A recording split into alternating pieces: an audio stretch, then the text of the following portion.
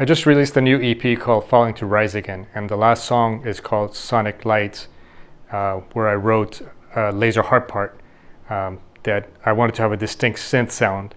And so I just wanted to do a quick breakdown on how I sometimes approach synth sounds, in this particular case, a melodic synth sound. Sometimes I'll create them from scratch, but oftentimes what I'll do is I'll stack different sounds. Like in this case, I'm trying to get a really big, heavy sound, and not a single patch was cutting it. So I'm just going to do a quick breakdown of how I stack these things and how it add effects and how it changes the sound. So this one sounds like this. This is the final sound that I was going for. So I basically create a group here where the first lead here is a Massive X preset. Let me shut off all the effects I added.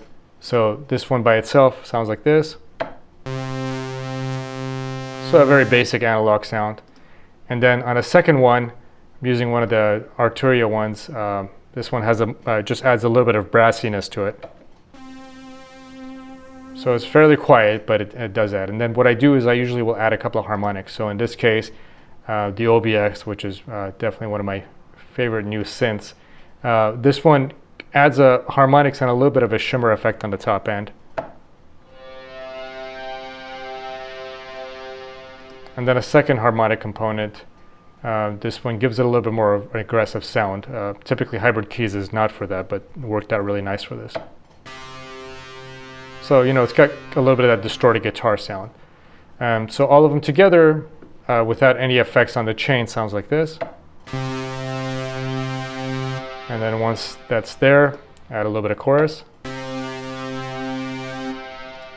Adding a little bit of Valhalla delay.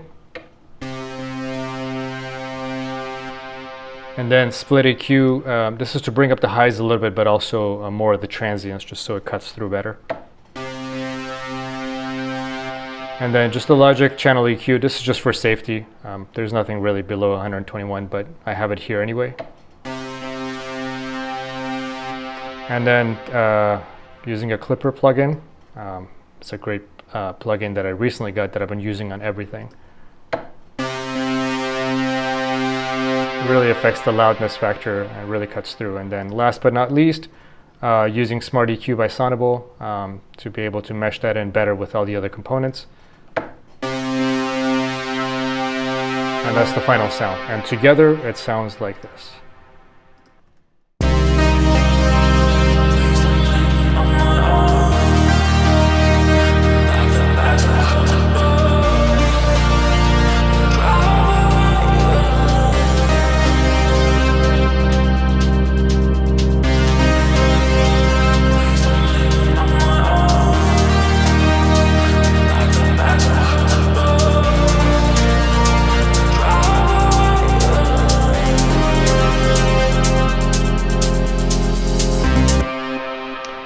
Anyways, I hope you enjoyed this. Just going to put up little bits of how I work through these processes and create some of the sounds that I use for various songs. If you have any questions, please write them on the comments below and I'll be happy to answer them. Thank you.